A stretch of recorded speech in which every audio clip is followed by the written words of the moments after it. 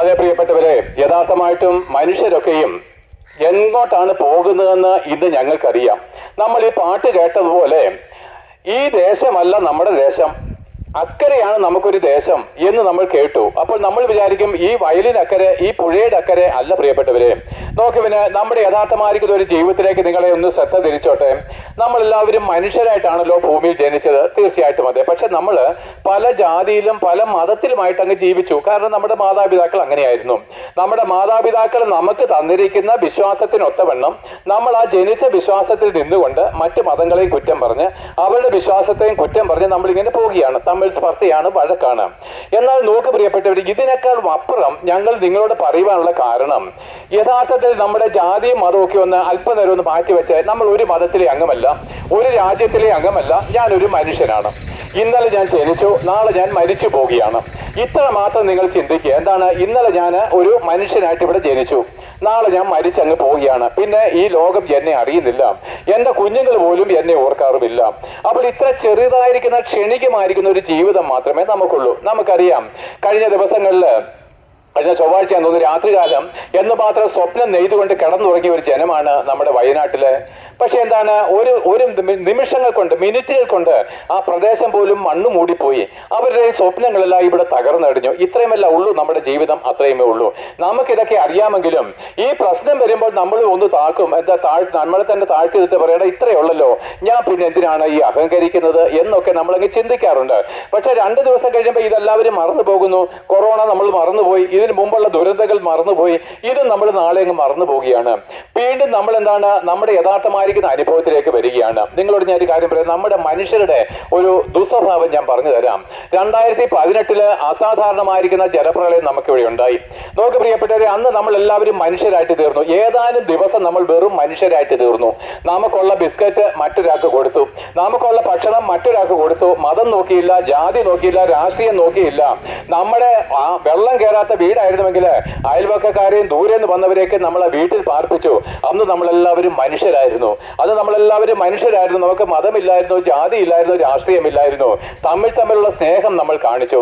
എന്നാൽ വെള്ളമെല്ലാം ഇറങ്ങി വീണ്ടും പൂർവ്വസ്ഥിതിയിലായപ്പോൾ കഴിഞ്ഞ കാലത്തിൽ ഉണ്ടായതിനേക്കാളും കൂടുതൽ മതഭക്തി നമ്മളിലേക്ക് വന്നു. അതിനേക്കാളും കൂടുതൽ ക്രൗര്യം നമുക്ക് വന്നു. ഒരാഴ്ച മാറ്റിവെച്ച എല്ലാ വിദ്വേഷങ്ങളും അതിന്റെ 4 ഇരട്ടിയായിട്ട് നമ്മൾ വീണ്ടും വിതറുവാൻ തുടങ്ങി. ഇതാണ് മനുഷ്യന്റെ അവസ്ഥ എന്ന് പറയുന്നത്. എന്തെങ്കിലും കഷ്ടങ്ങളോ പ്രയാസങ്ങളോ വരുമ്പോൾ 2 ദിവസം നമ്മൾ ഒന്നും മിണ്ടത്തില്ല. 3-ാമത്തെ ദിവസം പൂർവ്വശക്തിയോടെ നമ്മൾ വീണ്ടും വഴക്കുണ്ടാക്കാനൊക്കെ പോവുകയാണ്.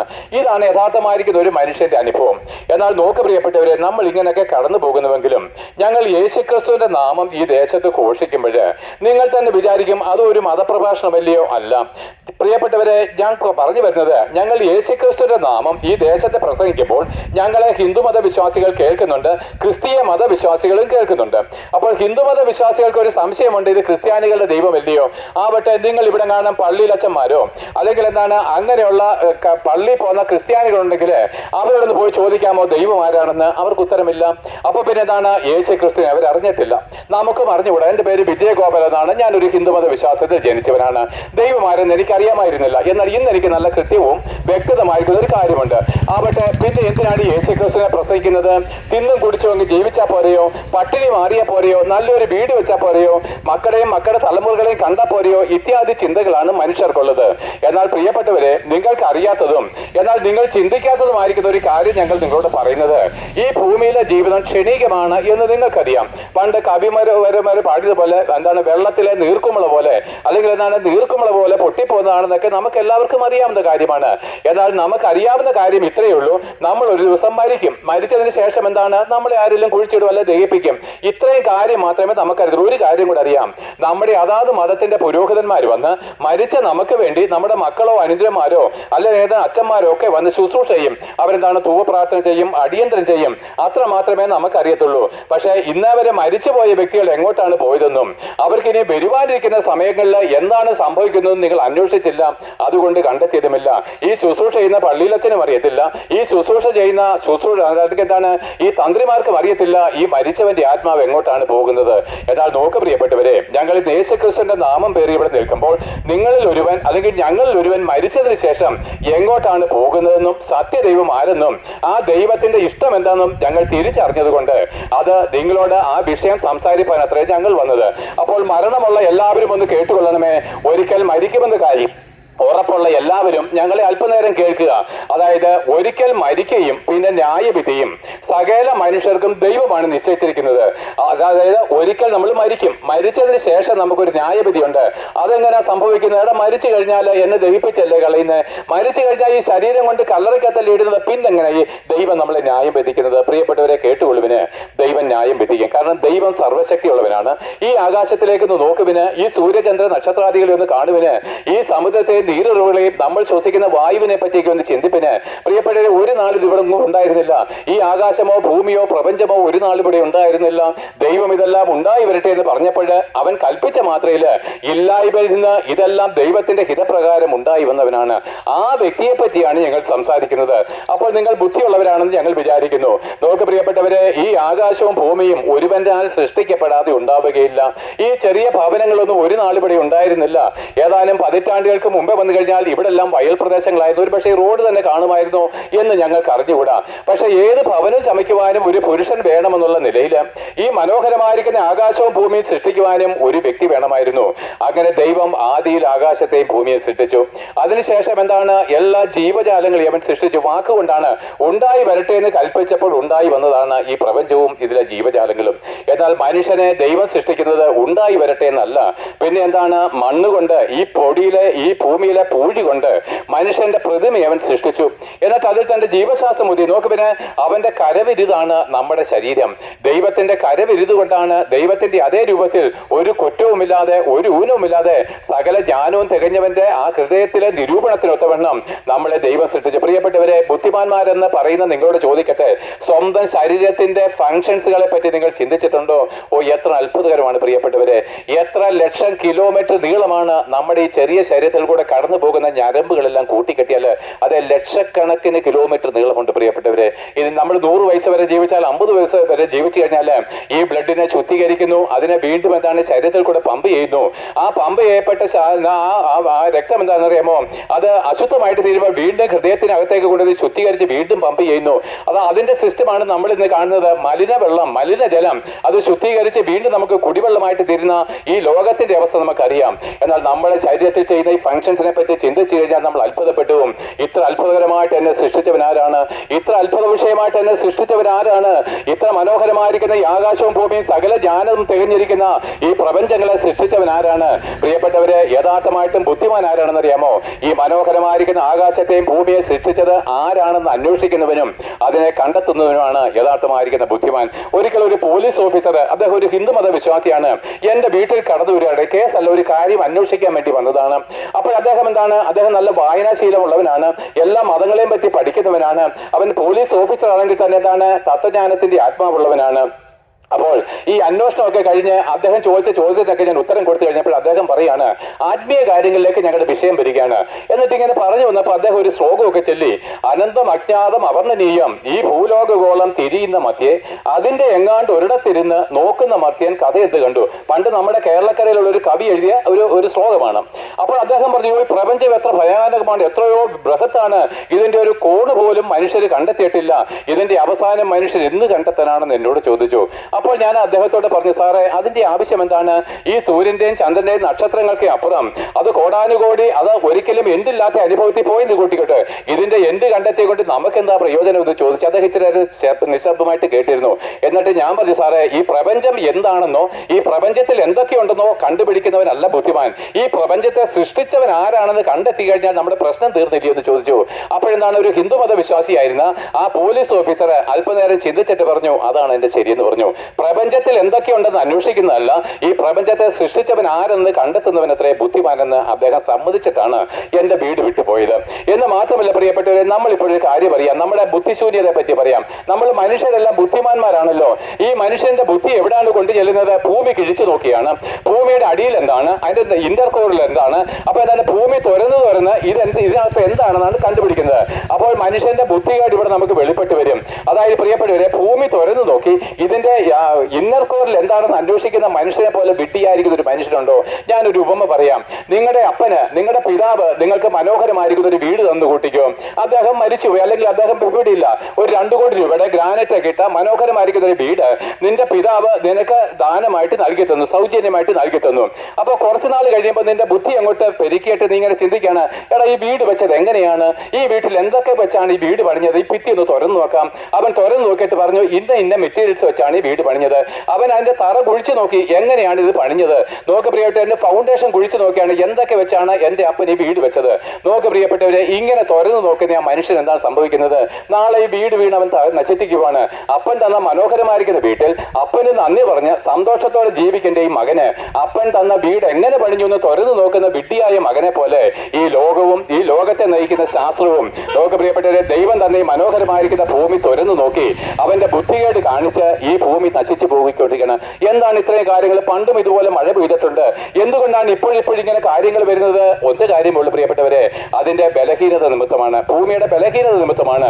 കാരണം എന്താണ്? മനുഷ്യൻ എന്നെ ബലഹീനമാക്കി തീർന്നു. യൗവനത്തിൽ നീ എടുത്ത ചുമട് ഇന്ന് ചുമക്കുവാൻ കഴിയാത്തതിന്റെ കാരണം എന്താണ്? നിന്റെ ശരീരം ബലഹീനമായിരിക്കുന്നു, വാർദ്ധക്യത്തിലായിരിക്കുന്ന പോലെ ഈ ഭൂമിയും വാർദ്ധക്യത്തിലേക്ക് വന്നുകൊണ്ടിരിക്കുകയാണ്. അപ്പോൾ ഞങ്ങൾ ആ വിഷയം അവിടെ നിർത്തുകയാണ്. എന്നാൽ നോക്ക് പ്രിയപ്പെട്ടവരെ, ദൈവം ഒരു നിയമം വെച്ചിട്ടുണ്ട്. സ്വന്തം ഭവനത്തെ തുറക്കുന്ന ഒരു മകനെ പിതാവ് ദ്വേഷിക്കുന്നത് പോലെ, പിതാവ് വെറുക്കുന്നത് പോലെ ഈ ഭൂമിയെ നശിപ്പിച്ച് കളയുന്നവര് ഒരു ദിവസം ദൈവത്തിന് മുമ്പിൽ കണക്ക് കൊടുക്കണം. ആഹാ, അപ്പൊ ദൈവം ഉണ്ടെന്നാണോ നിങ്ങൾ പറഞ്ഞത്? പിന്നല്ലാതെ ദൈവമുണ്ട്, അതാണ് ഞങ്ങൾ പറഞ്ഞത്. എന്നാ പിന്നെ ആ ദൈവം ആരാണ്? ഞങ്ങൾക്കൊന്ന് കേൾക്കണമല്ലോ, ഞങ്ങൾക്കൊന്ന് അറിയണമല്ലോ, അറിയിച്ചു തരാം. അപ്പോൾ ഉള്ള ദൈവത്തെ, ഏക ദൈവം ആരെന്ന് ഞങ്ങൾ അറിയുന്നത് വഴി ആ സത്യദൈവത്തെ നിങ്ങൾക്ക് വെളിപ്പെടുത്തി കൊടുക്കാനായിട്ട് അത്രയും ഞങ്ങൾ ഇവിടെ വന്നിരിക്കുന്നത്. അത് ഞങ്ങൾക്ക് പറഞ്ഞുകൊട്ടെ. അപ്പൊ നമുക്കൊരു കാര്യം മനസ്സിലായി, ഈ ആകാശത്തെയും ഭൂമിയെയും സൂര്യനെയും സൃഷ്ടിച്ചവനാരോ അവനാണ് ദൈവം. അവനെ നമുക്ക് എങ്ങനെയാണ് കണ്ടെത്തുവാൻ കഴിയുന്നത്?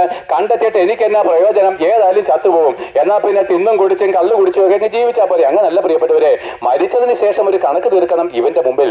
ആരുടെ മുമ്പിൽ? ആകാശത്തെയും ഭൂമിയെയും സൃഷ്ടിച്ചവനും നമ്മളെ ലോകത്തിൽ ജീവിപ്പാൻ അനുവദിച്ചവനുമായിരിക്കുന്ന, നമുക്ക് ഓരോ ദിവസവും വെള്ളവും വസ്ത്രവും ഭക്ഷണവും വായുവും നൽകി തരുന്ന ഈ ദൈവത്തിന്റെ മുമ്പിൽ നമ്മൾ മരിച്ചതിന് ശേഷം, കാരണം ദൈവം ആത്മാവ്, നമ്മളും ആത്മരൂപം പ്രാപിച്ചിട്ട് ഇവന്റെ മുമ്പിൽ നമ്മളെല്ലാവരും കണക്ക് തീർക്കുന്ന ഒരു ദിവസമുണ്ട്.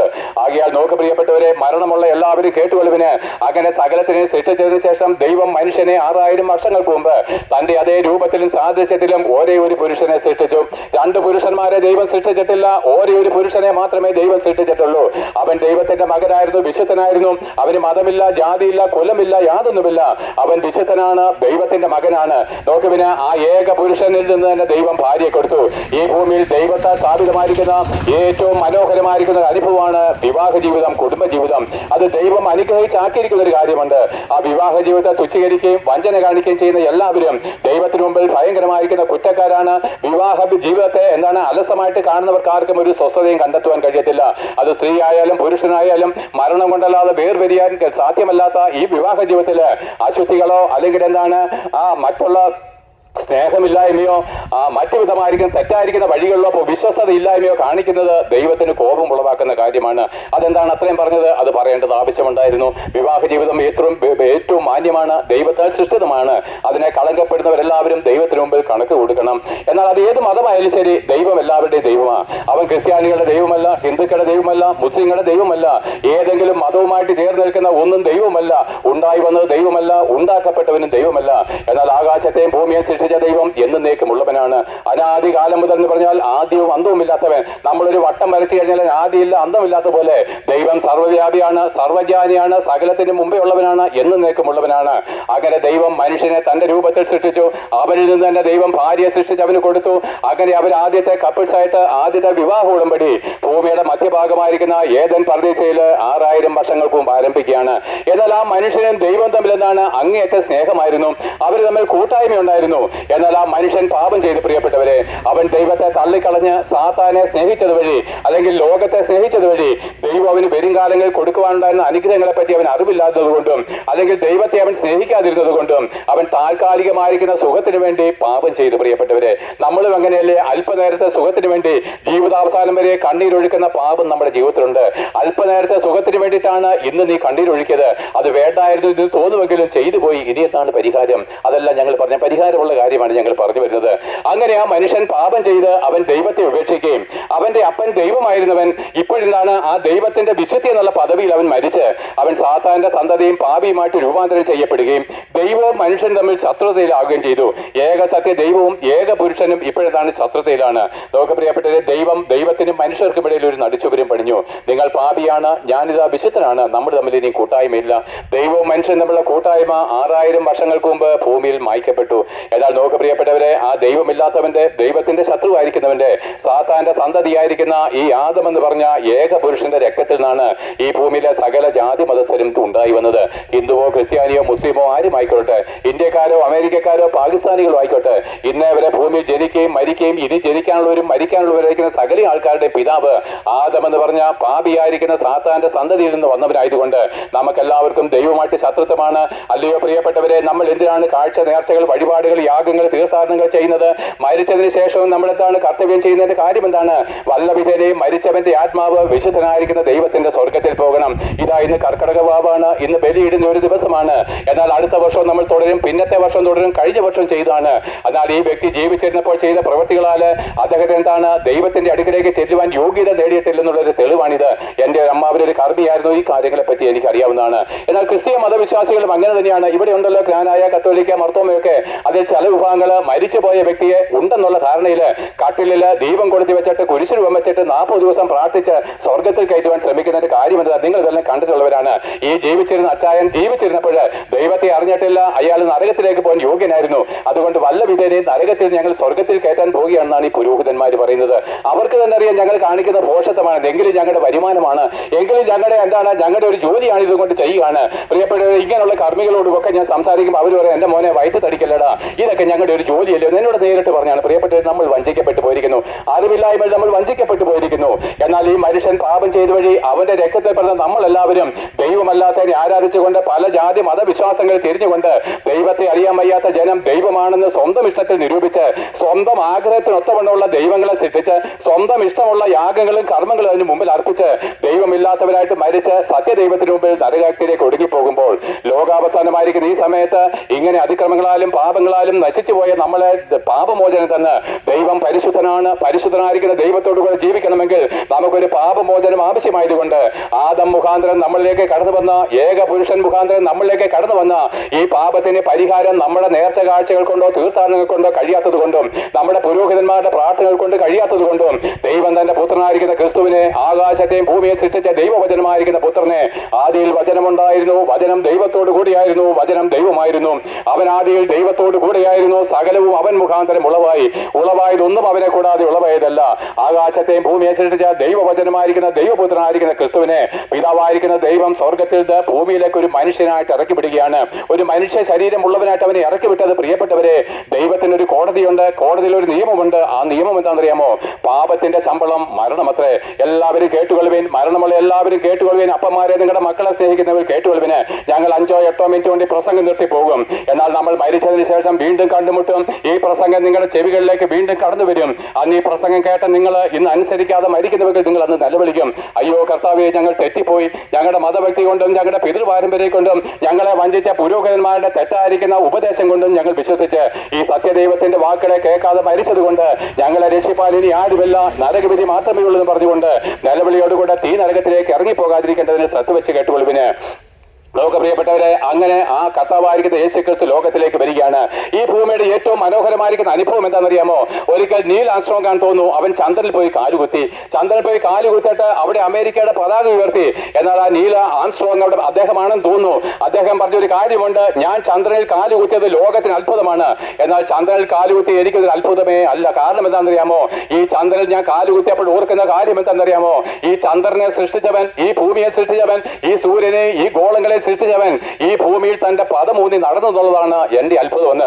അതേ പ്രിയപ്പെട്ടവരെ, ആകാശത്തെ ഭൂമിയെ സൃഷ്ടിച്ചവൻ ഈ ഭൂമിയിൽ വന്ന് നമ്മളോട് കൂടെ നടന്നു എന്നുള്ളതാണ് എന്റെ ജീവിതത്തിലെ ഏറ്റവും വലിയ അത്ഭുതം. ഞാൻ ചന്ദ്രനിൽ ഇറങ്ങിയതല്ല. നോക്ക് പ്രിയപ്പെട്ടവരെ, ദൈവത്തെ അറിയാവുന്ന ഒരു വ്യക്തിക്ക് മാത്രമേ ഇങ്ങനെ അത്ഭുതം കൂറുവാൻ കഴിയത്തുള്ളൂ. അങ്ങനെ കർത്താവായിരിക്കുന്ന യേശുക്രിസ്തു ലോകത്തിലേക്ക് വന്ന്, ഞാൻ ചോദിക്കട്ടെ പ്രിയപ്പെട്ടവരെ, ഞാൻ തന്നെയാണ് ദൈവമെന്ന് ലോകത്തിൽ പറഞ്ഞ ഒരേ ഒരു വ്യക്തി യേശുക്രിസ്തു മാത്രമാണ്. അതെങ്ങനെയാണോ പറഞ്ഞത്? ഞാനാകുന്നു സത്യം, സത്യം ഒന്നേ ഉള്ളൂ, അത് ദൈവമാണ്, അത് ഞാനാണ്. നോക്ക് പ്രിയപ്പെട്ടവരെ, അവനെ അംഗീകരിക്കാതെ ഞാൻ ദൈവമേ അല്ല എന്ന് പറഞ്ഞവരുടെ ചില നല്ല പ്രവൃത്തികളെ കണ്ടുകൊണ്ട് ഇതാ തമിഴ്നാട്ടിൽ ചെന്ന സിനിമാ നടിമാർക്ക് അമ്പലമുണ്ട്. അതേ പ്രിയപ്പെട്ടവരെ, ലോകം എങ്ങും ചെന്നാൽ ഈ കാര്യങ്ങളുണ്ട്. ക്രിസ്തീയ മതവിശ്വാസികളുണ്ടല്ലോ, യേശു ക്രിസ്തുവിനെ പറ്റി ഇങ്ങനെ എഴുതിയിരിക്കുന്നു, ബൈബിളിൽ എഴുതിയിരിക്കുന്നു, അവരിലല്ലയോ ദൈവത്തിന്റെ സകല സമ്പൂർണ്ണതയും ദേഹരൂപമായിട്ട് വസിക്കുന്നെന്ന് എഴുതിയിട്ടും അവരുടെ പാപങ്ങൾക്ക് പരിഹാര ബലിയായിട്ട് മരിച്ചിട്ടും ഇന്നും മരിച്ചവരുടെ കല്ലറയിൽ വണങ്ങിയും മരിച്ചുപോയ വ്യക്തികളെ ചില അത്ഭുതങ്ങൾ ചെയ്തുകൊണ്ട് അതിന്റെ മുമ്പിൽ കുമ്പിടുമ്പോൾ സത്യദൈവത്തെ അവർ പറഞ്ഞിട്ടില്ല, നമ്മൾ പറഞ്ഞിട്ടില്ല. എന്നാൽ ഇന്ന് ഞങ്ങൾ അറിഞ്ഞത് വഴി ഞങ്ങൾ പ്രസംഗിക്കുന്നു. അങ്ങനെ കർത്താവായിരിക്കുന്ന യേശു ക്രിസ്തു 2000 വർഷങ്ങൾക്ക് മുമ്പ് ഒരു മനുഷ്യനായിട്ട് ഈ ഭൂമിയിലേക്ക് ഇറങ്ങി വരികയും നോക്ക് പ്രിയപ്പെട്ടവരെ, പാപത്തിന്റെ ശമ്പളം മരണമാണെന്നുള്ള ദൈവകോടതിയുടെ മുമ്പിൽ നമ്മുടെ ഓരോരുത്തരുടെയും പാപഭാരം താൻ സ്വയം ചുമലിലെത്തിക്കൊണ്ട് ഗോൽഗോഥാ മലമുകളിലേക്ക് പോവുകയും ചെയ്തു. ആ ക്രൂശിക്കപ്പെട്ട ക്രിസ്തുവാണ് സകല ജാതി മതസ്ഥരുടെയും മരണമുള്ള സകല മനുഷ്യരുടെയും ഏകരക്ഷകൻ ഇവനാണ്. സകല മനുഷ്യരോടുമുള്ള ദൈവത്തിന്റെ അഗാധമായിരിക്കുന്ന സ്നേഹം ഈ ക്രൂശിക്കപ്പെട്ട ക്രിസ്തുവാണ്. പ്രിയപ്പെട്ടവരെ, ഞങ്ങൾ യേശു ക്രിസ്തുവിനെ പ്രസംഗിക്കുമ്പോൾ ഞങ്ങൾ ഏറ്റവും കൂടുതൽ എതിർക്കുന്നത് ക്രിസ്തീയ മതവിശ്വാസിയാണ്. മറ്റുള്ളവർക്ക് തെറ്റിദ്ധാരണ ഉണ്ടാകാതിരിക്കാൻ ഞങ്ങൾ എടുത്തു പറയുകയാണ്. എന്നാൽ നോക്ക് പ്രിയപ്പെട്ടവരെ, യേശു ക്രിസ്തു നമുക്ക് വേണ്ടി എന്താണ് ചെയ്തത്? ഇതാ ദൈവത്തിന്റെ കോടതി തുറന്നിരിക്കുന്നു, അതിന്റെ മുമ്പിൽ പുസ്തകം തുറന്നിരിക്കുന്നു, അതിൽ എഴുതി വെച്ചിരിക്കുന്ന നിയമം ഇങ്ങനെയാകുന്നു: പാപം ചെയ്യുന്ന മനുഷ്യൻ മരിച്ചു പോകണം, പാപത്തിന്റെ ശമ്പളം മരണമത്രേ. അങ്ങനെയാണെങ്കിൽ നമ്മളെല്ലാവരും പാപം ചെയ്ത് കഴിഞ്ഞവരാണ്, നമ്മളെല്ലാവരും പാപം ചെയ്തവരാണ്. എല്ലാവരും മെത്രാനും പാപം ചെയ്താണ്, അച്ഛനും പാപം ചെയ്താണ്, തിരുമേനിയും പാപം ചെയ്താണ്, പൂജാരിയും പാപം ചെയ്താണ്, രാജാവും മന്ത്രിയും പ്രജകളും യാചകന്മാരും എല്ലാവരും പാപം ചെയ്തവരാണ്. പാപമില്ലാത്ത ഒരു മനുഷ്യനെ നിങ്ങൾക്ക് ഇവിടെ കാണിച്ചു തരാൻ കഴിയത്തില്ല. അതുകൊണ്ടാണ് വചനം പറയുന്നത്, നീതിമാൻ ആരുമില്ല, ഒരുത്തൻ പോലുമില്ല, എല്ലാവരും പാപം ചെയ്ത് ദൈവതേജസ് നഷ്ടപ്പെടുത്തിയവരാണ്. അതുകൊണ്ട് നമ്മളെല്ലാവരും മരിച്ചു കഴിഞ്ഞാൽ നരകവിധിയിലേക്കേ പോകത്തുള്ളൂ. അതേ പ്രിയപ്പെട്ടവരെ, അത് ആരായാലും ശരി, ഏത് പുരോഹിതനായാലും ശരി, അവൻ മരിച്ചു കഴിഞ്ഞാൽ മാനസാന്തരപ്പെടാതെ മരിച്ചാൽ നരകാഗ്നിയിലേക്ക് ഒടുങ്ങി പോകത്തുള്ളൂ. എന്താണ് നരകമെന്ന് ഞാൻ നിങ്ങൾക്ക് പറഞ്ഞു തരാം. പ്രിയപ്പെട്ടവരെ, ആഴമായിരിക്കുന്ന ദൈവസ്നേഹത്തില് നിങ്ങളോടുള്ള അഗാധമായിരിക്കുന്ന സ്നേഹ നിമിത്തം കണ്ണുനീരോടെ ഞങ്ങൾ പറയുന്ന പ്രസംഗം കേട്ടുകൊള്ളുവിന്. അങ്ങനെ യേശു ക്രിസ്തു ലോകത്തിലേക്ക് കടന്നു വരികയാണ്. അവൻ ഈ ലോകത്തിലേക്ക് കടന്നു വന്നിട്ട് നോക്കുവിന ഗോൽഗോഥാ മലമുകളിലേക്ക് നോക്കിക്കേ. അവൻ അവിടെ ഇതാ അടിയേറ്റ് തകർക്കപ്പെടുന്നത് കണ്ടോ? അതിന് മുമ്പുള്ള വിഷയങ്ങളെല്ലാം പ്രസംഗിച്ചാൽ സന്ധ്യയായാലും പ്രസംഗം തീരത്തില്ല. എന്നാൽ നോക്ക് പ്രിയപ്പെട്ടവരെ, അവൻ പീലാത്തോസിന്റെ മുമ്പിൽ നിൽക്കുന്നു. ആ പീലാത്തോസ് എന്ന് പറഞ്ഞാൽ റോമൻ കൈസറുടെ നാടുവാഴി, അവനെ കുറ്റമില്ലാതെ വിട്ടയക്കുവാൻ ആശിച്ചുവെങ്കിലും അവന്റെ സ്വന്തം ജനമായിരിക്കുന്ന യഹൂദന്മാര് അവനെ ക്രൂശിക്കുക, അവനെ കൊല്ലുക നാർത്തുകൊണ്ടിരുന്നു. അവനിൽ പാപമില്ല, അവന്റെ വായിൽ വഞ്ചന ഒന്നും ഉണ്ടായിരുന്നില്ല. എന്നിട്ടും അവനെ ക്രൂശിക്കണമെന്ന് യഹൂദന്മാർ ആഗ്രഹിച്ചു. ലോകത്തിൽ ദൈവത്തിന്റെ 1-ാം നമ്പർ ശത്രു യഹൂദന്മാരാണ്. ഈ ദേശത്ത് ആരെങ്കിലും ഞങ്ങൾ യഹൂദന്മാരെന്ന് പറയുന്നവരുണ്ടെങ്കിൽ ഞാൻ പറയാം, നിങ്ങളത് പറയുന്നതിന്റെ അർത്ഥം എന്താണെന്ന് അറിയാമോ? ഞങ്ങൾ യേശു ക്രിസ്തുവിനെ പ്രവാചകന്മാരെയും കൊന്ന അപ്പന്മാരുടെ മക്കളെന്നാണ്. ലജ്ജാകരം. ഇന്നും ദൈവത്തിന്റെ 1-ാം നമ്പർ ശത്രു യേശു ക്രിസ്തു മുഖാന്തരം യഹൂദന്മാരാണ്. അങ്ങനെ യഹൂദന്മാർ അവനെ കൊല്ലണമെന്ന് ആർത്തു വിളിച്ചത് വഴി ആ പീലാത്തോസ് അവനെ കൊല്ലുവാൻ ഏൽപ്പിച്ചു. ഈ നീതിമാന്റെ രക്തത്തിൽ എനിക്ക് പങ്കില്ല എന്ന് പറഞ്ഞിട്ട് അവനെ കൊല്ലുവാൻ ഏൽപ്പിച്ചു കഴിഞ്ഞപ്പോഴേ അവനെ ഇതാ യഹൂദന്മാരും റോമൻ പടയാളികളും ചേർത്ത് മുള്ളുകൊണ്ടൊരു കിരീടം പടഞ്ഞ് അവന്റെ തലയിൽ വെച്ചിട്ട് അവന്റെ മുഖത്ത് തുപ്പി അവന്റെ മുമ്പിൽ മുഴങ്കാല് മടക്കി അവനെ നമസ്കരിച്ച് പരിഹസിക്കുകയാണ്. അവൻ രാജാവെന്ന് പറഞ്ഞതുകൊണ്ടാണ്. എന്നാൽ നോക്ക് പ്രിയപ്പെട്ടവരെ, അതിനുശേഷം അവന്റെ ശരീരത്തിൽ അവരിതാ ചാട്ടവാറ് വീശിയടിക്കുകയാണ്. ഒരു പാപവും ചെയ്യാത്തവൻ, ആകാശത്തെ ഭൂമിയെ സൃഷ്ടിച്ച വിശുദ്ധനായിരിക്കുന്നവൻ, സ്വർഗം പോലും അവന്റെ മുമ്പിൽ നിർമ്മലനല്ലായിരിക്കെ അത്രമാത്രം പരിശുദ്ധനായിരിക്കുന്ന ക്രിസ്തുവിന്റെ വിശുദ്ധ ശരീരത്തിലേക്ക് പാപികൾ തങ്ങളുടെ ചാട്ടവാറ് ചുഴറ്റിയടിക്കുമ്പോൾ അവൻ നിശബ്ദമായിട്ട് നിന്നെ ഓർത്ത് സഹിക്കുകയാണ്. നമ്മൾ ചിലപ്പോൾ പറയുന്നില്ലയോ, എടാ നിന്നെ ഓർത്താ ഞാനൊന്ന് മിണ്ടാൻ ചെല്ലുന്നത്. അതേ ആ ക്രൂസിൽ അവൻ അടിയേൽക്കുമ്പോൾ നിന്നെ ഓർത്ത് കേട്ടോ. അതെ, നീ ഹിന്ദുവോ ക്രിസ്ത്യാനിയോ ആരുമായിക്കോട്ടെ, നീ ഒരു മനുഷ്യനാ, മരണമുള്ളവനാ. നിന്നെ കർത്താവ് ഓർത്തു. ഞാൻ ഇങ്ങനെ കഷ്ടമേറ്റില്ലെങ്കിൽ ഈ അടി മുഴുവൻ നിനക്കുള്ളതാണ്. ഞാൻ ഈ അടി ഏൽക്കുന്നില്ലെങ്കിൽ ഈ അടി മുഴുവൻ നിന്റെ മേൽ ദൈവകോടതി നാളെ മരിച്ചതിന് ശേഷം തരേണ്ടതാണ്. അതുകൊണ്ട് നിനക്ക് വേണ്ടി ഞാൻ ഈ അടിയെല്ലാം ഏൽക്കുകയാണ്. അടിയേറ്റ് തകർക്കപ്പെട്ടവൻ, അവൻ എടുപ്പാൻ കഴിയാത്തവണ്ണം ഭാരമേറിയ ഒരു മരക്കുരിശം തോളിലേറ്റിക്കൊണ്ട് ആ ഗോൽഗോഥാ മലമുകളിലേക്ക് പോകുമ്പോൾ അവൻ ചുമന്നുകൊണ്ടുപോയ മരക്കുരിശിന്റെ ഭാരം നമ്മുടെ ഓരോരുത്തരെയും പാപത്തിന്റെ ചുമട. പ്രിയപ്പെട്ടവരെ, അവൻ സാക്ഷാൽ നമ്മുടെ ഭാരങ്ങളെ ചുമന്നു എന്നുള്ള ആ പ്രവചനത്തിനൊത്തവണ്ണം നമ്മുടെ ഓരോ അകൃത്യങ്ങളും അതിക്രമങ്ങളും നമ്മുടെ പാപച്ചുമടും അവനെ കഴുകുമരമായിട്ട് തന്റെ തോളിൽ ചുമന്നത് വഴി അതേ കഴുകുമരത്തിൽ 2 കള്ളന്മാരുടെ മധ്യേ 3 ആണിമേൽ നട്ടുച്ചവയില് 2000 വർഷങ്ങൾക്ക് മുമ്പ് ഭൂമിയുടെ മധ്യഭാഗമായിരിക്കുന്ന യെരുശലേമില് ആ ഗോൽഗോഥാ മലമുകളില് അവൻ ആകാശത്തിനും ഭൂമിക്കും മധ്യേ തൂങ്ങിക്കിടന്നുകൊണ്ട് ഇങ്ങനെ നിലവിളിക്കേണ്ടി വന്നു: എന്റെ ദൈവമേ നീ എന്നെ കൈവിട്ടതെന്ത്? അയ്യോ പ്രിയപ്പെട്ടവരെ, ദൈവത്തിന് നിങ്ങളോട് അഗാധമായിരിക്കുന്ന സ്നേഹം ഈ നിലവിളിയിലാണ്. നിങ്ങൾ ഇന്നേ അവരെ ഓടിയിട്ട് പാപമോചനം നേടിയിട്ടില്ല. രാഹുകാലത്തെ പോലും ജയിപ്പാൻ നമ്മുടെ മതഭ്രാന്തന്മാരുടെ വാക്കുകൾക്ക് കഴിഞ്ഞിട്ടില്ല. പാപിയും ദോഷിയും എന്നുള്ള പദവി മാറ്റവും ഒരു ക്രിസ്തീയ മതവിശ്വാസികൾക്കും പുരോഹിതന്മാർക്കും കഴിഞ്ഞിട്ടില്ല. എല്ലാം വ്യർത്ഥമാണ്, പാഴാണ്. ഒരിക്കലും നമ്മുടെ ഹൃദയത്തിന് ആനന്ദം നൽകി തരുവാൻ ഒരു മതത്തിലും ദൈവമില്ല. പ്രിയപ്പെട്ടവരെ, ക്രിസ്തീയ മതത്തിൽ അശേഷമില്ല. എന്നാൽ വിശ്വസിക്കുന്ന ഏവരുടെയും ഉള്ളങ്ങളിൽ വന്ന് വ്യാപരിപ്പാന് ഈ ആകാശത്തെ ഭൂമിയെ സൃഷ്ടിച്ച വിശുദ്ധന്റെ ആത്മാവിന് സാധ്യമാണ്. ഞങ്ങൾ ആ ആത്മാവിന്റെ സാധ്യമായിരിക്കുന്ന അനുഭവത്തിൽ നിന്നുകൊണ്ടാണ് ഇത്ര അധികാരത്തോടും സ്നേഹത്തോടും കൂടെ നിങ്ങളോട് പ്രസംഗിക്കുന്നത്. എന്നാൽ നോക്ക് പ്രിയപ്പെട്ടവരെ, ആ കർത്താവായിരിക്കുന്ന യേശു ക്രിസ്തു ചുമന്നുകൊണ്ടുപോയ മരക്കുരിശ് നമ്മുടെ ഓരോരുത്തരുടെയും പാപത്തിന്റെ ചുമട. അയ്യോ, നമ്മൾ ലോകസ്ഥാപനത്തിന് മുമ്പ് അല്ലെങ്കിൽ നമ്മൾ ജനിച്ചതിന് ശേഷം നമ്മൾ ചെയ്ത പാപവും ആദം മുഖാന്തരം നമ്മളിലേക്ക് വന്ന മരണ ശുശ്രൂഷയായിരിക്കുന്ന പാപത്തിന്റെ അനുഭവവും നമ്മൾക്ക് വേണ്ടി അവൻ ചുമന്നത് വഴി 2 കള്ളന്മാരുടെ മധ്യേ 3 ആണിമേൽ അവൻ തൂക്കിയിട്ടു. അവൻ അവിടെ നിലവിളിച്ച്, എന്റെ ദൈവമേ, നീ എന്നെ കൈവിട്ടതെന്ത്? ഒരു കൂട്ടം ജനം പറയുകയാണടാ, ഇവൻ എന്തൊരു മനുഷ്യനാ, പാപികളായിരിക്കുന്ന 2 പേരുടെ മധ്യേ അടിയേറ്റ് തകർക്കപ്പെട്ടവനായിട്ട് തന്നെത്താൻ രക്ഷിപ്പാൻ കഴിയാത്ത ഇവൻ എങ്ങനെയാണ് ദൈവമാകുന്നത്? മറ്റൊരു കൂട്ടര് പറഞ്ഞു, ഇവൻ വലിയ പ്രവാചകനാണ്, ഇവനെ കൊല്ലുവാൻ കഴിയത്തില്ല, അതുകൊണ്ട് ദൈവം അവനെ മാറ്റി മറ്റൊരുത്തനെ അവിടെ കയറ്റി. രണ്ടും തെറ്റാണ്. യഥാർത്ഥമായിട്ടും യേശുക്രിസ്തു നിലവിളിച്ചതിന്റെ കാര്യം എന്താണ് നിങ്ങൾക്കറിയാമോ? പ്രിയപ്പെട്ട ഒരു അപ്പനും മകനുമുണ്ട്. അപ്പൻ സുപ്രീം കോടതി ജഡ്ജിയാണ്, മകനൊരു കൊലപാതകയായിട്ട് തീർന്നു കഴിഞ്ഞാല് ഈ സുപ്രീം കോടതി ജഡ്ജിയായിരിക്കുന്ന പിതാവ് കൊലപാതകയായിരിക്കുന്ന മകന് മരണശിക്ഷ വിധിക്കുന്നത് പോലെ നമ്മുടെ സകല പാപങ്ങളും അവൻ ഏറ്റത് വഴി അവനിപ്പോൾ നിനക്ക് പകരക്കാരനായിരിക്കുന്ന വെറും ഒരു മനുഷ്യനായിട്ട് എത്ര ക്രൂശിൽ കിടക്കുന്നത്. അവന്റെ ദൈവികത്വം കംപ്ലീറ്റ് താഴ്ത്തപ്പെട്ടു. പ്രിയർ, അവന്റെ മഹത്വം മുഴുവൻ ഇതാ താഴ്ത്തപ്പെട്ടു. അവൻ വെറും ഒരു മനുഷ്യനായിട്ട് നിസ്സഹായ വശല ക്രൂശിൽ നിനക്ക് പകരക്കാരനായിട്ട് തൂങ്ങിക്കിടക്കുകയാണ്. ആ സ്വർഗത്തിലിരിക്കുന്ന അവന്റെ പിതാവ് ഇപ്പോൾ പിതാവിന്റെ സ്നേഹം വിട്ട് അവൻ നമ്മുടെ പാപത്തിന് ശിക്ഷ വിധിക്കുന്ന ഒരു ജഡ്ജിയായിട്ട് സ്വർഗത്തിലിരിക്കുന്നു. പിതാവും പുത്രനും തമ്മിലുള്ള ബന്ധം നമ്മുടെ പാപനിമിത്തം വിച്ഛേദിക്കപ്പെട്ടതുകൊണ്ട് യേശുക്രിസ്തുവിന് ഏറ്റവും സഹിപ്പാൻ കഴിയാതിരുന്ന വേദന പിതാവുമായിട്ടുള്ള വേർപാടാണ്. പ്രിയപ്പെട്ടവരെ, നിങ്ങൾ ഓരോന്നും ഓർത്ത് നമ്മൾ ഓരോ ദിവസം കള്ളു കുടിക്കുമ്പോൾ, ദൈവമല്ലാത്തതിനെ ആരാധിക്കുമ്പോൾ, മനുഷ്യരെ ആരാധിക്കുമ്പോൾ, നമുക്ക് പ്രിയപ്പെട്ടവരെ, ദൈവത്തെ ആരാധിപ്പാൻ നമുക്ക് ശുദ്ധമായിരിക്കുന്ന ഒരു മനസ്സാക്ഷി തരേണ്ടതിന് അവിടുന്ന് നമുക്ക് വേണ്ടി അനുഭവിച്ച കഷ്ടങ്ങളും വേദനകളും നിങ്ങൾ തിരിച്ചറിഞ്ഞുകൊള്ളുവിന്. എന്തോ ഒരു സ്നേഹമാ ദൈവത്തിന് നമ്മളോട്. ഈ സ്നേഹത്തെ തിരിച്ചറിഞ്ഞതെങ്കിൽ നമ്മുടെ ജീവിതത്തിൽ ലക്ഷ്യമുണ്ടാകുമായിരുന്നു. എന്നാൽ ആ യേശുക്രിസ്തു കാൽവരി ക്രൂശിൽ മരിക്കുകയാണ്. ആ യേശുക്രിസ്തു കാൽവരി ക്രൂശിൽ മരിക്കുമ്പോൾ ഞാൻ ആദ്യം പറഞ്ഞ തിരശ്ശീല, ആ നടിച്ചുവരെ ദൈവം ഇടിച്ചു കളയുകയും ഏത് പാപിക്കും ദൈവത്തിന്റെ അടുക്കലേക്ക് നേരിട്ട് കടന്നു ചെല്ലുവാൻ ദൈവം ജീവന്റെ പുതുവഴി തുറന്നു. ലോകപ്രിയപ്പെട്ടവരെ, ഇത്രയും നാൾ നമ്മുടെ പിതൃപാരമ്പര്യ പ്രകാരം നമ്മൾ ചെയ്ത ഒരു ആരാധനയ്ക്ക് നമുക്ക് രാഹുകാഴ്ച ജയിപ്പാൻ കഴിഞ്ഞിട്ടില്ല, പാപമുദ്രം നൽകി തരുവാൻ കഴിഞ്ഞിട്ടില്ല, ദൈവികവുമല്ല. എന്നാൽ ഈ യേശുക്രിസ്തു കാൽവരി ക്രൂശിൽ മരിക്കുമ്പോൾ ഇതാ ഭൂമി കുലുങ്ങി, പാറകൾ പിളർന്നു, കല്ലറകൾ തുറക്കപ്പെട്ടു, വിശുദ്ധന്മാർ എഴുന്നേറ്റ് വന്നു. അന്നുവരെ മരണത്തിന്റെ അധികാരം സാത്താന്റെ കരങ്ങളിലായിരുന്നു. എന്നാൽ യേശുക്രിസ്തു ക്രൂശിൽ മരിക്കുമ്പോൾ സാത്താന്റെ ആ ശക്തിയെ തകർത്ത് കളഞ്ഞ് അവന്റെ അധികാരത്തെ താഴ്ത്തിക്കളഞ്ഞ് അവന്റെ മേൽ ജയോത്സവം കൊണ്ടാടി യേശുക്രിസ്തു. എന്ന് മാത്രമല്ല, സ്വർഗം തുറന്ന വഴി ഇനി ബലിയില്ല, കർമ്മമില്ല, യാഗമില്ല, പൗരോഹിത്യവുമില്ല. ആകിയാൽ തിരശ്ശീലയിൽ കീറിപ്പോയിരിക്കുന്നു. ആ യേശുക്രിസ്തു അടക്കപ്പെട്ടു. ദൈവമോ മരണപാശങ്ങളെ അഴിച്ചിട്ട് 3-ാം ദിവസം ഉയർത്തെഴുന്നേൽപ്പിച്ചത് വഴി ആ യേശുക്രിസ്തു ഭൂമിയുടെ ഏകാധിപതിയായിട്ട് മടങ്ങി വരുവാനുള്ള സമയമായിരിക്കാല് അവൻ സകല ജാതി മതസ്ഥരോടും വിശേഷാൽ ക്രിസ്തീയ മതവിശ്വാസികളോടും എല്ലാ പുരോഹിതന്മാരും ഉൾപ്പെടെയുള്ളവരോട് കൽപ്പിക്കുന്നു, നിങ്ങൾ മാനസാന്തരപ്പെടണം. ഒരു ദൈവമുണ്ടെന്നും നിങ്ങൾ മരിച്ചതിന് ശേഷം ദൈവത്തിന് മുമ്പിൽ കണക്ക് കൊടുക്കണമെന്ന് പറയുമ്പോൾ നിങ്ങളുടെ സമ്പത്തിനോ നിങ്ങളുടെ ധനത്തിനോ നിങ്ങളുടെ രാജാക്കന്മാർക്കോ പ്രഭുക്കന്മാർക്കോ പുരോഹിതന്മാർക്കോ നേതാക്കന്മാർക്കോ യാതൊന്നിനും നിങ്ങളെ അന്ന് അവന്റെ മുമ്പിൽ നിന്ന് രക്ഷിപ്പാൻ കഴിയാത്തത് കൊണ്ട് എന്റെ പ്രിയപ്പെട്ടവരെ, ഉന്നത പാപങ്ങളെ താഴ്ത്തുവിൻ, നഗരഹൃദയങ്ങളെ താഴ്ത്തുവിൻ, മതഭക്തിയും പൗരോഹിത്യവും പാരമ്പര്യം വിട്ടുകളഞ്ഞ് സ്വർഗം വിട്ട് നിങ്ങളുടെ പാപപരിഹാര ബലിയായിട്ട് അർപ്പിക്കപ്പെട്ട ഈ യേശുക്രിസ്തുവിനെ നിങ്ങളുടെ ഏകരക്ഷകനും ഏകകർത്താവും ഏകദൈവമായിട്ട് ഹൃദയത്തിൽ അംഗീകരിക്കുന്നതാണ് മാനസാന്തരം. അതിനുശേഷമാണ് സ്നാനത്തിലേക്ക് വരുന്നത്. അത് യേശുക്രിസ്തുവിനോട് കൂടെ ക്രൂസിൽ മരിക്കുവാൻ അത്രേ പാപമോചനത്തിനായിട്ട് അത്രേ സ്നാനം വയ്ക്കുന്നത്. അപ്പോൾ ദൈവം തന്റെ ആത്മാവിനെ തരും. ഈ ആത്മാവുള്ളവരെല്ലാവരും ദൈവത്തിന്റെ മക്കളാണ്. ഇങ്ങനെയുള്ളവരെ ചേർക്കുവാനായിട്ടാണ് യേശുക്രിസ്തു നാളെ മടങ്ങി വരും. നിങ്ങൾ എല്ലാവരും അറിയും യേശുക്രിസ്തു മടങ്ങി വരും. അതെ, യേശുക്രിസ്തു നാളെ മടങ്ങി വരും. നിങ്ങളുടെ ഈ മാംസ കണ്ടുകൊണ്ട് തന്നെ അവരെ കാണും. പ്രിയത്തെ, ആകാശമേഘങ്ങളിൽ കോടാനുകോടി ദൂതന്മാരുടെ ആർപ്പോടുകൂടി അവൻ നാളെ ഇറങ്ങി വരുമ്പോൾ അവന്റെ മുമ്പിൽ നിങ്ങൾ ദൈവമല്ലെന്ന് പറയുവാൻ ഈ ഭൂമിയിൽ ഒരു മനുഷ്യനും സാധ്യമല്ല, ഒരു രാജാക്കന്മാർക്കും സാധ്യമല്ല. ഇന്ന് ഈ സുവിശേഷത്തിന് എതിർക്കുന്നവരെല്ലാം പാറപ്പുളപ്പോൾ ഓർക്കും, ഒളിക്കും. പ്രിയപ്പെട്ടത്, അയ്യോ കുഞ്ഞാടിന്റെ കോപം വന്നല്ലോ എന്ന്. അതായത് മലകളെ ഞങ്ങളുടെ മേൽ വീഴ്വീൻ, ഞങ്ങളെ കൊന്നുകളിവെന്ന് മലകളോട് അർപ്പിക്കുമ്പോൾ മരണഭീതിയെക്കാളും ഭയാനകമാണ് അവനിൽ വിശ്വസിക്കാത്തവർക്ക് യേശുക്രിസ്തുവിന്റെ മടങ്ങി വരവ്.